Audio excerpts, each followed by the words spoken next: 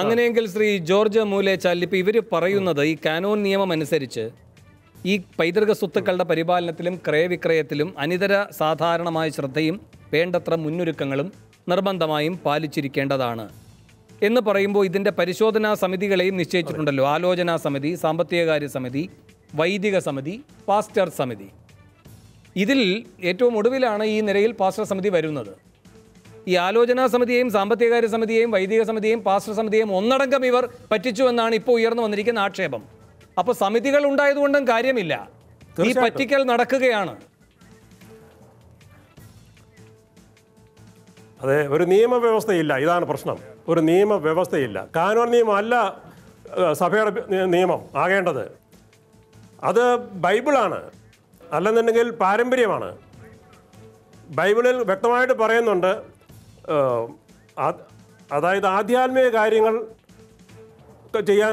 ഞങ്ങൾ ചെയ്തുകൊള്ളാം, നിങ്ങളുടെ ഇടയിൽ നിന്ന് ആൾക്കാരെ തിരഞ്ഞെടുക്കുക, കൊള്ളാവുന്ന ആൾക്കാരെ തിരഞ്ഞെടുക്കുക, അവരുടെ മേൽ ഞങ്ങൾ ഈ ഉത്തരവാദിത്തം ഏൽപ്പിക്കാം എന്നാണ് ശിഷ്യന്മാർ പറഞ്ഞത്. ഇതാണ് എക്കാലത്തും സഭയിൽ നിലനിൽക്കേണ്ടതും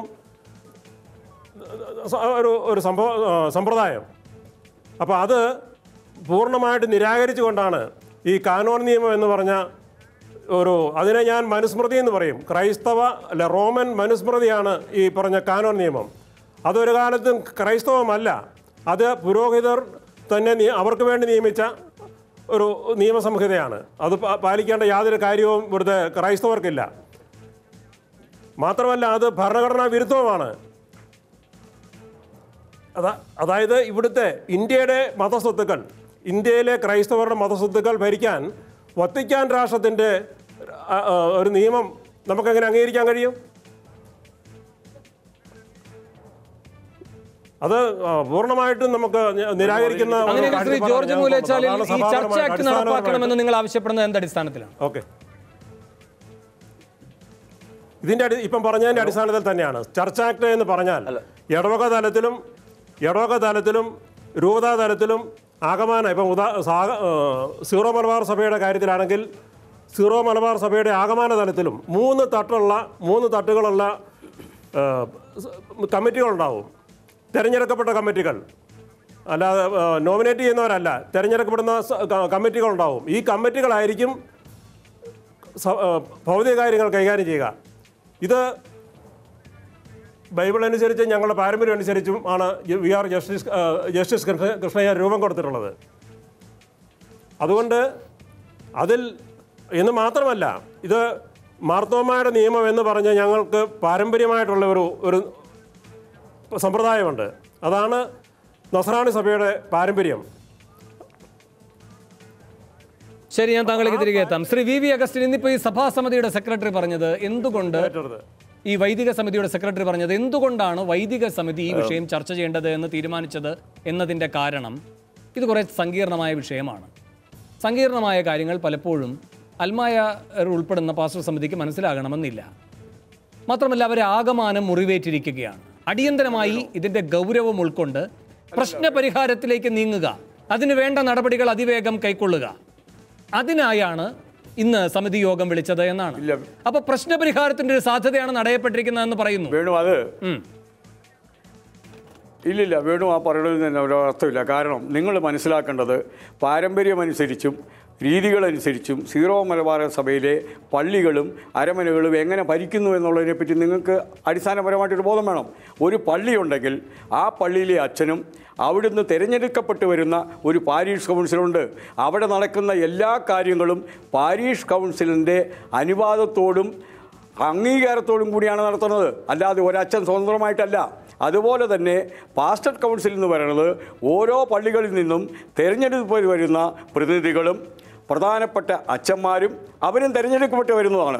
ആ രൂപതയിലെ ബിഷോപ്പന്മാരും കർത്തിനാളും ഉൾപ്പെട്ട എറണാകുളം അങ്കമാലി അതിരൂപതയിലെ പാസ്റ്റർ കൗൺസില് അധികാരങ്ങളുണ്ട്, അവകാശങ്ങളുണ്ട്. ആ അവകാശങ്ങൾ ചോദ്യം ചെയ്യാൻ ആർക്കും സാധിക്കത്തില്ല. ഇത് പരമ്പരാഗതമായിട്ട് സീറോ മലബാർ സഭയിൽ നടന്നുകൊണ്ടിരിക്കുന്ന കാര്യമാണ്. അതിനെ പറ്റിയാണ് ഞങ്ങൾ സംസാരിക്കുന്നത്. സെക്രട്ടറി പറയുന്നത് കാനോൻ നിയമപ്രകാരമുള്ളൊരു സമിതി അല്ല ഈ പാസ്റ്ററൽ സമിതി എന്നാണ്. അല്ലല്ല, അത് തികച്ചും തെറ്റാണ്. കാരണം പാസ്റ്റർ കൗൺസിലിന് തികച്ചും കാനോനിക് നിയമമായിട്ട് അംഗീകാരമുണ്ട്. അല്ലെങ്കിൽ പിന്നെ എന്തിന് പാസ്റ്റർ കൗൺസിൽ വെച്ചിരിക്കുന്നത്? ഞാൻ ചോദിക്കട്ടെ വേണു, ഇവിടെ സഭാവിശ്വാസികളില്ലെങ്കിൽ അച്ഛന്മാരുണ്ടോ? നിങ്ങളൊന്ന് ആലോചിച്ച് നോക്ക്. സഭാവിശ്വാസികളായി ഞങ്ങളെ മറച്ചു വെക്കേണ്ട എന്താ ആവശ്യമാണുള്ളത്? നിങ്ങൾ ആ കാര്യങ്ങളിലേക്ക് പോകും. അത് ശരിയാണ്. അല്ല, അത് ശരിയാണ്. അങ്ങനെയെങ്കിൽ ഈ ആലോചനാ സമിതി, ഈ സാമ്പത്തിക കാര്യ സമിതി, വൈദിക സമിതി, ഇതിന്റെ ഒന്നും ആവശ്യമില്ല എന്നാണോ? ഇല്ല, അതിലൊന്നുമല്ല. അടിസ്ഥാനപരമായിട്ട് ഒരു രൂപതയുടെ അല്ലെങ്കിൽ ഒരു പള്ളിയുടെ കാര്യങ്ങൾ തീരുമാനിക്കേണ്ടത് പാരീഷ് കൗൺസിലും അതുപോലെ തന്നെ പാസ്റ്റർ കൗൺസിലുമാണ്. അവിടെ ചർച്ച ചെയ്യാതെ ഉയർന്ന തലത്തിലേക്ക് പോയി തീരുമാനമെടുത്തിട്ട് അത് അടിച്ചേൽപ്പിക്കേണ്ടതല്ല. അല്ല, ശ്രീ വി വി അഗസ്റ്റിൻ, ഇതിലെ പ്രശ്നം ഇപ്പൊ നിലനിൽക്കുന്ന ഒരു സമിതിയിലും ചർച്ച ചെയ്യാതെ കാര്യങ്ങൾ നടപ്പാക്കപ്പെട്ടു. അതിൽ അപാകതകൾ ഉണ്ടായി. അതിന്റെ ഉത്തരവാദിത്തം ആരിൽ നിക്ഷിപ്തമാണ് എന്നതിന്റെ പരിശോധനയാണ് ഇവിടെ നടക്കുന്നത്. ശ്രീ ഹൈസന്ത് പറഞ്ഞോളൂ. അതിനകത്ത് നമ്മുടെ ഇതേ ഈ സ്ഥലവിൽപ്പന ആരംഭിക്കുന്നത് 2/12/2015 ഫൈനാൻസ് കമ്മിറ്റി കൂടിയെടുത്ത തീരുമാനത്തിൻ്റെ അടിസ്ഥാനത്തിലാണ്. ആ ഫൈനാൻസ് കമ്മിറ്റിയുടെ തീരുമാനത്തിൻ്റെ അടിസ്ഥാനത്തിലാണ് സ്ഥലവിൽപ്പന ആരംഭിക്കുന്നത്. ഈ ഫൈനാൻസ് കമ്മിറ്റിയുടെ തീരുമാനം പിന്നീട് ഒരു കൺസൾട്ടേറ്റീവ് കമ്മിറ്റിയുണ്ട് അതിരൂപതയ്ക്ക്. ആ കൺസൾട്ടേറ്റീവ് കമ്മിറ്റിയുടെ തീരുമാനം ആവശ്യമില്ല. കൺസൾട്ടേറ്റീവ് കമ്മിറ്റിയുമായിട്ട് ആർച്ച് ബിഷപ്പ് ഒന്ന് കൺസൾട്ട് ചെയ്യുക മാത്രമാണ് ഈ എറണാകുളം അങ്കമാലി അതിരൂപതയെ സംബന്ധിച്ച് നിയമപരമായി ആവശ്യമുള്ളത്. കർദിനാൾ എന്ന നിലയിൽ അദ്ദേഹത്തിന് കൺസൾട്ട് ചെയ്തതിന് ശേഷം എന്ത് നടപടി വേണമെങ്കിലും സ്വീകരിക്കാനുള്ള അവകാശമുണ്ട്. കൺസൾട്ടേറ്റീവ് കമ്മിറ്റിയെ ഒന്ന് അറിയിക്കുക. പക്ഷേ അദ്ദേഹം കൺസൾട്ടേറ്റീവ് കമ്മിറ്റിയുമായിട്ട് ഒരു കാലത്തും ചർച്ച ചെയ്തിട്ടില്ല. കൺസൾട്ടേറ്റീവ് കമ്മിറ്റി ഒരു കാര്യവും അറിയിച്ചിട്ടില്ല. സ്ഥലവിൽപ്പന അദ്ദേഹം നടത്തി. ആ സ്ഥലവിൽപ്പനയെ സംബന്ധിച്ചിടത്തോളം അതിരൂപതയിലുള്ള 300ഓളം വൈദികരുടെ സമിതി കൂടിയപ്പോൾ ആ മുഴുവൻ ഈ ഇന്ത്യയിലുള്ള മുഴുവൻ ഇന്ത്യയിലല്ല കേരളത്തിലുള്ള ഈ മുഴുവൻ ഈ അങ്കമാലി എറണാകുളം അതിരൂപതയിലെ വൈദികരും കൂടിയപ്പോൾ അതിനകത്ത് വന്ന ആരോപണങ്ങളെ തുടർന്നാണ് ഇതിനൊരു കമ്മിറ്റി വെച്ച് അന്വേഷിക്കാൻ തീരുമാനിച്ചത്. 3 വൈദികരും 3 അൽമായരും അടങ്ങുന്ന കമ്മിറ്റിയെ വെച്ച് അന്വേഷിക്കാൻ തീരുമാനിച്ചത്. അതിൽ അൽമായരുടെ കമ്മിറ്റി വളരെ വിദഗ്ധരായിട്ടുള്ള ആളുകളാണ്. ഒരാൾ ഹൈക്കോടതിയിലെ ഒരു പ്രധാനപ്പെട്ട അഭിഭാഷകൻ, മറ്റൊരാൾ നമ്മുടെ സംസ്ഥാന സർക്കാരിലെ റവന്യൂ വകുപ്പിൽ ജോലിയെടുക്കുന്ന ഒരു തഹസിൽദാർ, മറ്റൊരാൾ CA കാരനായിട്ടുള്ള ഒരാൾ. അങ്ങനെ 3 പേരും 3 വൈദികരും അടങ്ങുന്ന 6 പേരുടെ ഒരു കമ്മിറ്റി വെച്ചത്. ഈ കമ്മിറ്റിയുടെ തീരുമാനം വൈദിക സമിതിയെ തന്നെയാണ് അറിയിക്കേണ്ടത്. ഇന്ന് കൂടിയ വൈദിക സമിതിയെ ആ കമ്മിറ്റിയുടെ തീരുമാനം അറിയിക്കണം. കാരണം വൈദിക സമിതിയുടെ തീരുമാനപ്രകാരമാണ് ഈ കമ്മിറ്റി വെച്ചത്. ആ കമ്മിറ്റിയുടെ തീരുമാനം അറിയിക്കേണ്ടത് വൈദിക സമിതിയെ തന്നെയാണ്, പാസ്റ്ററൽ കൗൺസിലിനെ അല്ല. അത് കൃത്യമായി അറിയാവുന്നയാളാണ് കർദിനാൾ ആലഞ്ചേരി പിതാവ്.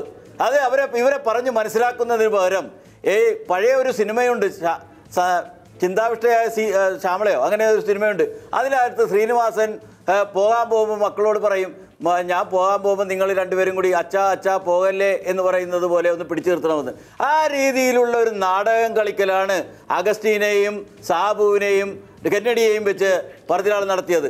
അതൊരു നാണം കെട്ട ഇടപാടാണ്. കാരണമെന്ന് വെച്ചാൽ അദ്ദേഹം നടത്തിയ ഒരു വിൽപ്പന, ആ വിൽപ്പനയിൽ ഒരുപാട് അഴിമതി, ക്രമക്കേടുകൾ, നികുതി വെട്ടിപ്പ്, സ്റ്റാമ്പ് ഡ്യൂട്ടി വെട്ടിപ്പ്, അങ്ങനെ ഒരുപാട് ആരോപണങ്ങൾ നിൽക്കുമ്പോൾ അതിനെക്കുറിച്ച് വൈദികരുടെ സമിതിയിൽ വന്ന് കൃത്യമായി അതിനുള്ള മറുപടി എന്താണ് എന്ന് പറയാൻ ബാധ്യസ്ഥനായിട്ടുള്ള ഒരാൾ അതിൽ പോകാൻ ധൈര്യമില്ലാതെ മറ്റൊരു രീതി അവലംബിച്ചത് തീർച്ചയായും തെറ്റായ ഒരു കീഴ്വഴക്കമാണ്. കാരണം അതിനകത്ത് വരാൻ പോകുന്ന അന്വേഷണ റിപ്പോർട്ട് തനിക്ക് പൂർണ്ണമായും എതിരായിരിക്കുമെന്നും ആ അന്വേഷണ റിപ്പോർട്ട് വന്നാൽ തൻ്റെ സ്ഥാനം പോകുമെന്ന് തിരിച്ചറിഞ്ഞതിൻ്റെ അടിസ്ഥാനത്തിലുള്ള ഒരു നാടകം കളിക്കലാണ് കർദിനാളിൻ്റെ ഭാഗത്തുനിന്ന് ഉണ്ടായതെന്ന് ഞാൻ ഈ പറഞ്ഞത് തികച്ചും തെറ്റാ വേണു. അതായത് ഈ പറഞ്ഞതിനകത്ത് ഒരു കാരണവശാലും എനിക്ക് യോജിക്കാം. കാരണം ഇത് ഞങ്ങളുടെ ഒരു അവകാശം, ഈ രാജ്യത്തെ വിശ്വാസികളായ അൽമേരുടെ ഒരു ആവശ്യം ഞങ്ങൾ ഉന്നയിച്ചപ്പോൾ അത് ന്യായമാണ് എന്നൊരു തീരുമാനമെടുത്തതാണ് കർദിനാൾ. ഇപ്പോൾ ഇദ്ദേഹം എൻ്റെ സ്നേഹിതൻ പറഞ്ഞല്ലോ, ഇവിടെ ആരോടും ആലോചിച്ചാതെ കർദിനാൾ സ്വന്തമായിട്ട് ഈ സ്ഥലം വിട്ടു. അതൊക്കെ ശുദ്ധ അബദ്ധങ്ങളാണ്. അങ്ങനെയൊന്നും അല്ല കാര്യങ്ങൾ നടന്നിരിക്കുന്നത്. റെക്കോർഡ് പരമായി എല്ലാവരോടും കൃത്യമായിട്ട് ആലോചിച്ചിട്ട് ചെയ്ത കാര്യങ്ങളായത്. പക്ഷേ അതിൽ ഈ അന്വേഷണ റിപ്പോർട്ട് വരുന്നത്, ആ റിപ്പോർട്ട് ഞങ്ങൾക്കും കൂടി അറിയാൻ അവകാശമുണ്ട്. ഞങ്ങളോട് സംസാരിക്കണം, ഞങ്ങൾക്ക് ഈ വിവരങ്ങൾ അറിയണം. ഈ രാജ്യത്തെ ഞങ്ങളുടെ സ്വത്താ.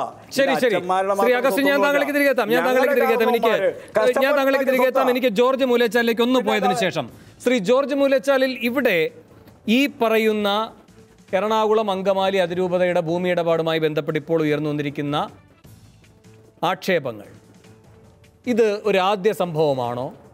ഈ വിഷയം മാത്രം ഇപ്പോൾ കുടം തുറന്ന് പുറത്തു വന്നതാണോ? അങ്ങനെയെങ്കിൽ എന്തുകൊണ്ടാണ് ഇപ്പോൾ ഇത്തരമൊരു വിവാദം പുറത്തു വന്നിരിക്കുന്നതും കർദിനാളിനെയും രണ്ടുപേരെയും പ്രതിക്കൂട്ടിൽ നിർത്തുന്ന സാഹചര്യമായി അത് മാറിയിരിക്കുന്നതിൻ്റെയും കാരണം? അത് സഭയുടെ കാര്യങ്ങൾ അധികവും വൈദിക സമിതികളുമൊക്കെയാണ് ഇത്തരത്തിൽ നടന്നുകൊണ്ടിരിക്കുന്നത്. അൽമായർക്ക് സ്ഥാനം നൽകാത്തതിൻ്റെ പേരിൽ ഇത് അറിയാതെ പോവുകയാണ്. ഇത് ആദ്യം നടന്ന സംഭവമൊന്നുമില്ല, ധാരാളം കാര്യങ്ങൾ നടന്നിട്ടുണ്ട്. പിന്നെ ഇപ്പം തന്നെ കൊല്ലം രൂപതയിൽ ഒരു ഒരേക്കർ ചില്ലുവാനും സ്ഥലം വിറ്റ കാര്യം ഇപ്പം പുറത്ത് വന്നിട്ടുണ്ട്. തൃശ്ശൂരിൽ നേരത്തെ പാവങ്ങൾക്ക് വീട് വെച്ച് കൊടുക്കാൻ വേണ്ടിയിട്ട് കൊടുത്ത സ്ഥലം മറിച്ച് വിറ്റു. ഇതെല്ലാം നമുക്ക് അറിയാൻ കഴിഞ്ഞു. പക്ഷേ ഇത് രണ്ട് ഗ്രൂപ്പ് ഉണ്ടായി. അവർ തമ്മിലുള്ള ഒരു സംഘർഷം, അല്ലെങ്കിൽ അതെന്താണ് അതിൻ്റെ കാരണം എന്നറിഞ്ഞുകൂടാ, വൈദികർ തമ്മിലുള്ള ഒരു സംഘർഷം ഉണ്ടായതാണ്, അല്ലെങ്കിൽ രണ്ട് ഗ്രൂപ്പ് അവിടെ ഉണ്ടായി എന്നുള്ളതാണ് ഇത് പുറത്തോട്ട് വരാൻ കാരണം. അത് ഒരു കണക്കിന് നന്നായി. കാര്യം സഭ എങ്ങനെയൊക്കെയാണ് നടന്നു പോയിക്കൊണ്ടിരിക്കുന്നത് എന്ന് പൊതുജനങ്ങൾക്ക് മനസ്സിലാക്കാനും ഈ പള്ളി വിശ്വാസികൾക്ക് മനസ്സിലാക്കാനും അതൊരു അവസരമൊരുക്കി. അല്ലാന്നുണ്ടെങ്കിൽ ഇവരെല്ലാവരും വളരെ വിശുദ്ധരാണെന്നും ഒക്കെയുള്ളൊരു ധാരണയിലാണ് സാധാരണ ജനങ്ങൾ, വിശ്വാസികൾ കഴിഞ്ഞുകൊണ്ടിരിക്കുന്നത്. അപ്പോൾ ആ ഒരു ധാരണ മാറിക്കിട്ടി എന്നുള്ളത് ഞങ്ങൾ സന്തോഷരാണ്. ഇതെങ്ങനെയും വെളിയിൽ വന്നല്ലോ. പക്ഷേ ഇങ്ങനെയാണ് കാര്യങ്ങൾ സഭയിൽ നടക്കുന്നത് എന്ന ആ ഒരു വസ്തുത, അതിനെ മറികടക്കാൻ വേണ്ടിയാണ് ഞങ്ങൾ ചർച്ച് ആക്ട് പോലെയുള്ള നിയമ സംവിധാനം, ഇന്ത്യയുടെ ഒരു നിയമ സംവിധാനം, ഈ രാഷ്ട്രത്തിൻ്റെ നിയമ സംവിധാനം മറ്റുള്ള എല്ലാ മതസമുദായങ്ങൾക്കും ഉള്ളതുപോലെ ക്രൈസ്തവർക്ക് ഉണ്ടാവണം എന്ന് ഞങ്ങൾ പറയുന്നത്. ഇപ്പം ക്രൈസ്തവരെ ഒരു മതവിവേചനം അനുഭവിക്കുന്നതാണ് ഞങ്ങൾ പറയുന്നത്.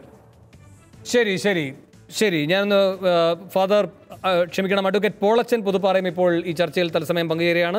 മറ്റതിഥികളിലേക്കും ഞാൻ വരാം ഒരു ഇടവേളയ്ക്ക് ശേഷം.